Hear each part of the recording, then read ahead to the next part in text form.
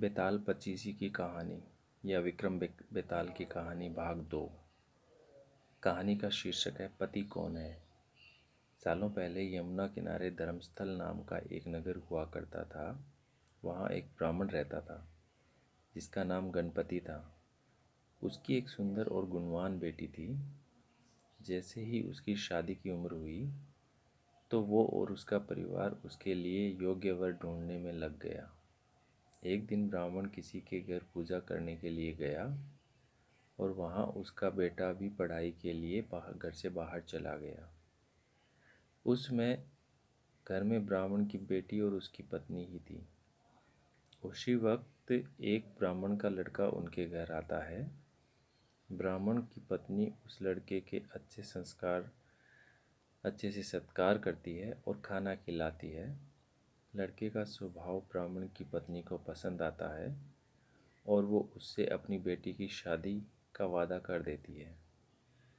उधर ब्राह्मण गणपति जिनके घर पूजा करने गया था, वहाँ भी वो एक ब्राह्मण लड़के से मिलता है और उससे अपनी बेटी की शादी करवाने का वचन दे देता है। ब्राह्मण का बेटा जहाँ पढ़ने गया था, वो भी वहाँ एक लड़के से यही वादा कर देता है। कुछ देर बाद गणपति और उसका बेटा दोनों खुद के चुने हुए लड़के को लेकर घर पहुँचते हैं। दोनों घर में एक और ब्राह्मण के लड़के को देखकर चौंक जाते हैं। अब सभी इस दुविधा में पड़ जाते हैं कि लड़की एक है और शादी का वादा तीनों ने अलग अलग लड़कों से कर दिया है। अब क्या होगा? लड़की का विवाह किससे करवाएंगे? इसी दुविधा के बीच पड़ोसी उनके घर खबर लेकर आता है कि उनकी बेटी को मोहल्ले में ही सांप ने काट लिया है।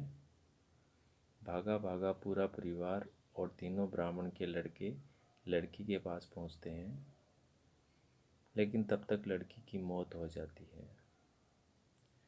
यह देखकर तीनों लड़के दुखी हो जाते हैं।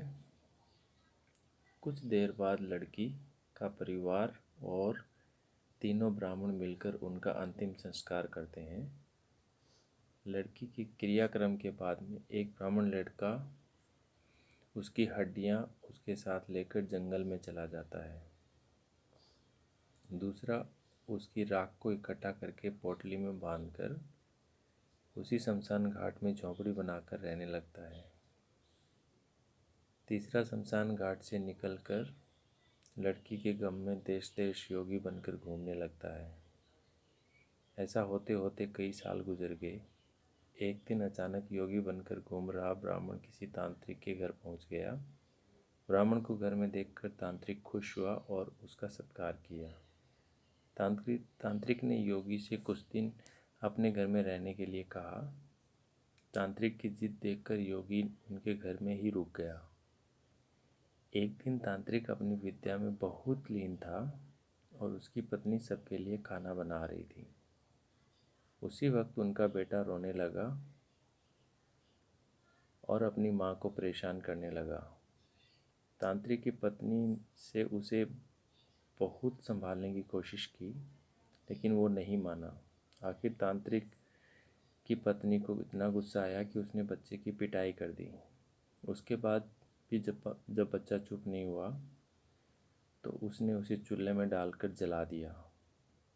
यह सब देखकर योगी ब्राह्मण बहुत नाराज हुआ और बिना कुछ खाए ही अपनी पोटली लेकर उनके घर से जाने लगा। इतने में तांत्रिक आया और योगी से कहा, महाराज खाना तैयार है, आप इस तरह गुस्से में बिना खाए यहाँ से न जाएं। गुस्से में योगी ने कहा, मैं इस घर में 1 मिनट भी नहीं रुक सकता। जहाँ ऐसी राक्षसी रहती हो वहाँ मैं कैसे कुछ खा सकता हूँ। जितना सुनते ही तांत्रिक झट से चूल्हे के पास गया और एक किताब से एक मंत्र पढ़कर अपने बेटे को जिंदा कर देता है।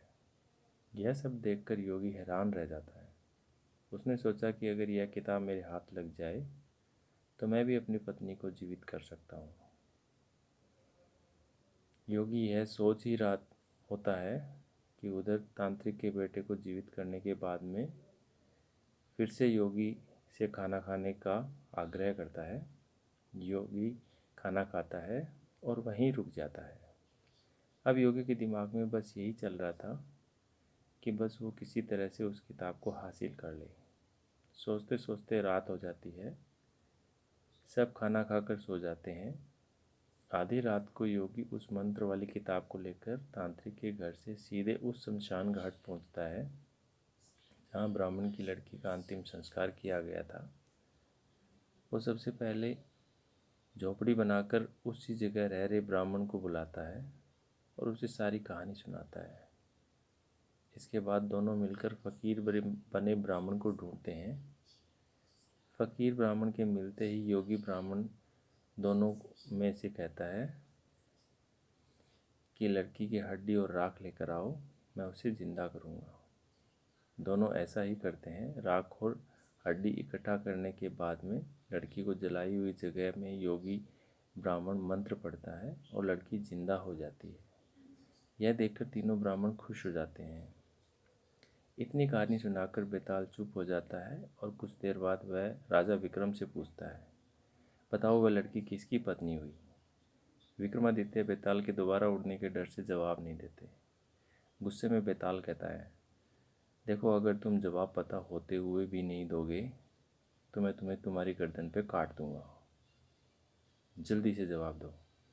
इतना सुनते ही राजा बोलते हैं, जो ब्राह्मण शमशान में कुटिया बनाकर रह रहा था वो उसकी पत्नी हुई। बेताल पूछता है, कैसे?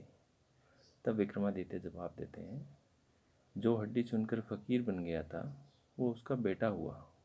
जिसने तांत्रिक विद्या से उसे जीवित किया वो उसके पिता समान हुआ, और जो उसकी राख के साथ में जीवन जी रहा था वो ही उसका पति हुआ। जवाब सुनते ही बेताल ने कहा, राजन तुमने बिल्कुल सही उत्तर दिया है, लेकिन शर्त के मुताबिक तुम्हें मुंह नहीं खोलना चाहिए था, इसलिए मैं दोबारा उड़ रहा हूँ। इतना कहकर बेताल घने जंगल में किसी पेड़ पर जाकर लटक जाता है और राजा विक्रम उसे पकड़ने के लिए उसके पीछे भागने लगते हैं। दोस्तों, कहानी से सीख हमें ये मिलती है कि चतुराई और बुद्धि से बड़ी बड़ी समस्या को हल किया जा सकता है। दोस्तों, अगर आपको हमारी सीरीज़ अच्छी लग रही है तो कृपया इस वीडियो को लाइक करें, शेयर करें और हमारे चैनल को सब्सक्राइब ज़रूर करें, इससे हमें मोटिवेशन मिलता है। और साथ ही साथ कमेंट में यस ज़रूर लिखें, जिससे कि मैं अगला वीडियो जल्दी से बनाऊं। Thank you so much guys.